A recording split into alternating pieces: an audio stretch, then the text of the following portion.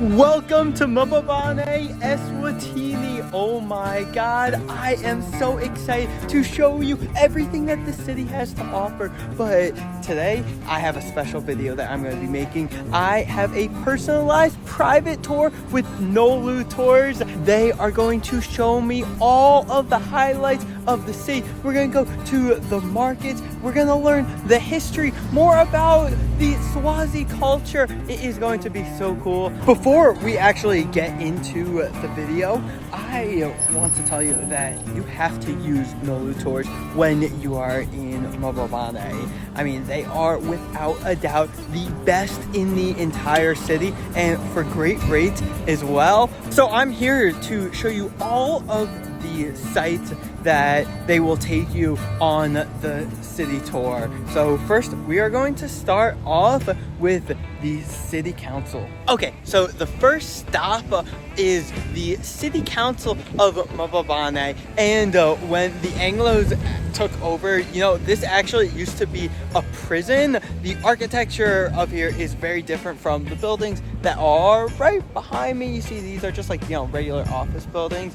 But here, you see how the structure is different. You got some thick windows, some small. This street, way back when, next to the building, actually was big for traditional healing, traditional medicine. I will talk a lot about that later in this video. But just to give you a preview, a lot of herbs and animals are used in traditional healing, even today. I'll show you a traditional pharmacy soon.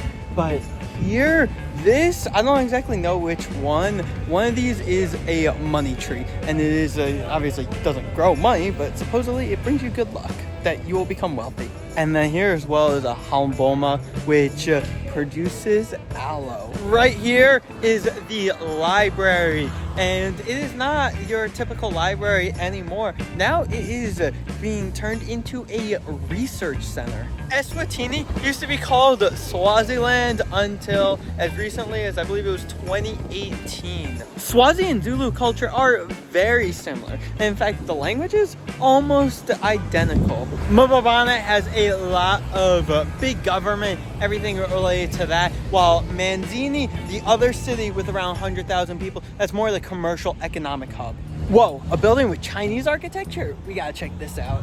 Okay, this is really interesting. This is the Taiwanese embassy, which if you think this is a rare sight, it really is, because only a little more than a dozen countries in the world actually have diplomatic relations with Taiwan. No EU member state does, nor the United States. They all recognize the one China policy, but Eswatini doesn't, which you may be thinking, isn't that a little crazy? Because China has put so much money in infrastructure projects across Africa that they could benefit from, specifically their neighbors, South Africa a little bit, but Mozambique so much. Well, Eswatini maintains close ties with the United States. So their reasoning is, if we are so close to the United States, we don't really need China. And Taiwan is actually providing us a lot. They're actually sponsoring a lot of students from Eswatini to go continue their studies at university in Taiwan. Also, they are a huge trade partner. So Eswatini produces a lot of coal, iron ore, but jade.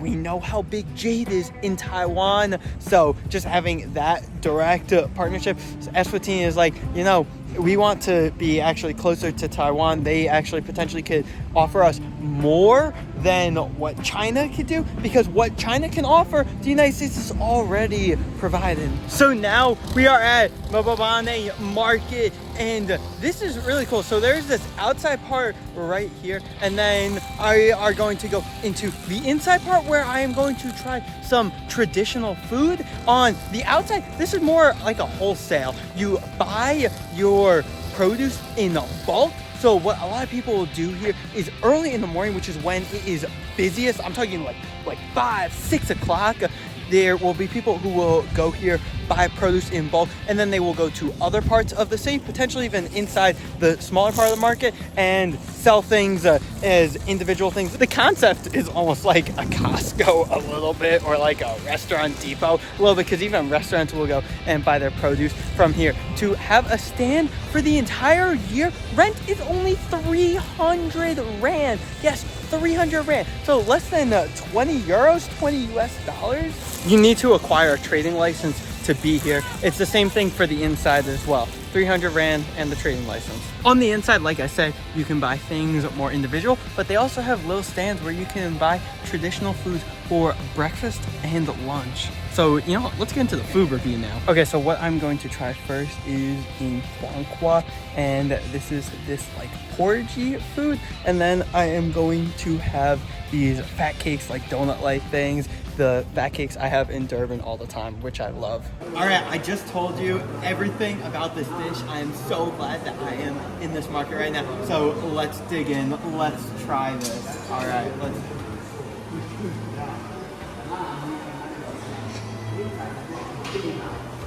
I enjoy it. I hear that with the sugar, it's gonna be so much better, especially because, again, as I already talked about, how sugarcane is one of the biggest things that Eswatini exports. How much do I get? Just a little bit more. A little bit more, okay. Yes. This much? Yeah, you can put. And then you kind of mix it together. All right, so now mixing it together.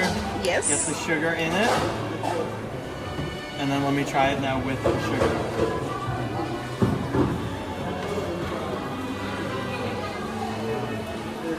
I see why they say that the sugar is an essential part of the dish.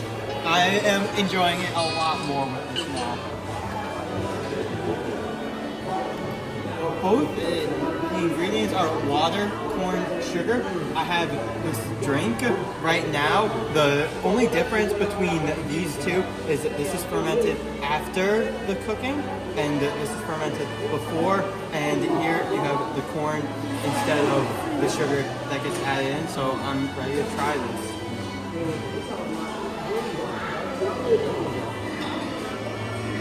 Oh, it does have a more distinct taste. It's actually more different than I would have expected, but it's good. I'm enjoying it. Okay, so in the market now, they're just starting to prepare their lunch. I was just offered some pumpkin leaves, so let's try it. Oh, it's good. It's good. It has very much of like a spinach taste to it.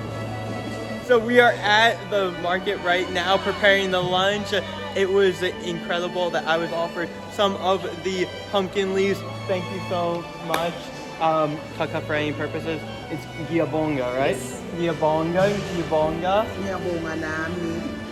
Here you see we have the pumpkin leaves here, and we have some fried chicken. It looks incredible. They also sell dried herbs, corn. You see I am in it right now. You have this corn is fed to the chickens. That corn is eaten. Well, this is the one for chickens. This is the one for chickens. This is the one that's actually eaten. So now that you saw me try the food, let me tell you a little bit more. So maize is eaten for literally like every single meal. They grow it here, but they don't really export it out because they use it all themselves. However, sugarcane, that is one of the biggest things they export. They export it so much to Europe, specifically to the UK, who they still maintain close ties with, despite the fact that they were colonized by them. For the Nkwankwa, the fermentation part is an important factor, not just for preservation, but when you do that, you don't have to add additives afterwards, like the butter, margarine, different oils. And here, they never really use spices. Spices did not exist in Eswatini, so things are not with like the paprikas and all the things that you might necessarily find in South Africa. Inside this building, right here, you see a beautiful arts and crafts market with these intricate design, the colors that just pop out. I bought myself a little souvenir, a sign that says Eswatini with the border of the country, and the beads. Oh my god, you see this in Zulu culture as well, that they represent so much. They are made by hand.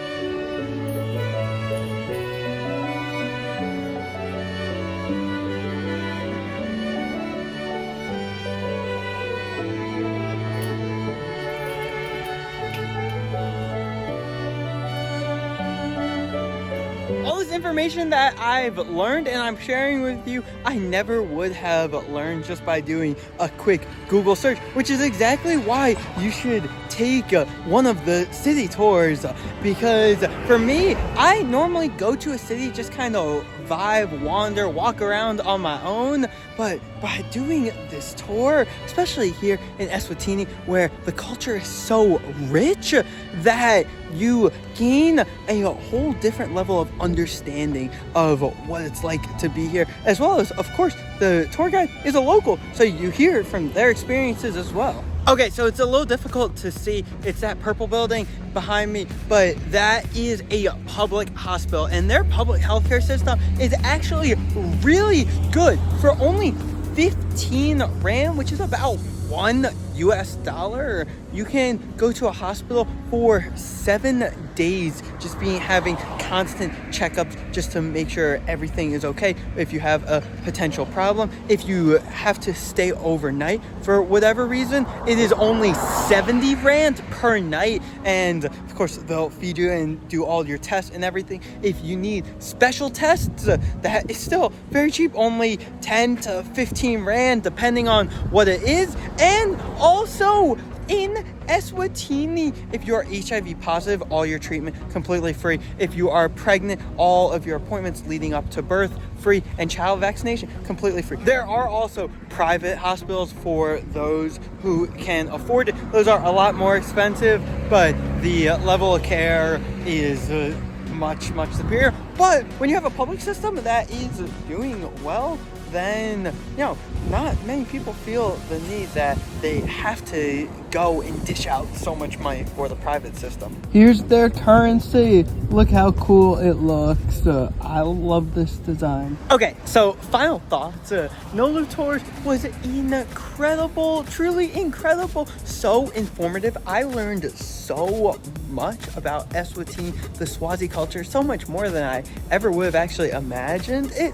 And just the way that I was relayed history at every single spot, bringing me to the market for the meal, that I got my little souvenir from the art market. Okay, like seriously, use NoLu Tours when you are here. The best to do it. I just want to show you a little bit more about NoLu Tours. I am so appreciative that they took me around to be able to see the sites of Mbabane. You see here, you are looking at their website right now. If you want to contact them, nolutravelandtours@gmail.com. All this information is in the description. You can WhatsApp them, +268, the Eswatini country code, 7860-3019, just to show you some of the tours that they have. They have the Umschlange, the Redance, they have bird watching tours, different adventure tours, or you can even do a personalized private tour like what I did. They have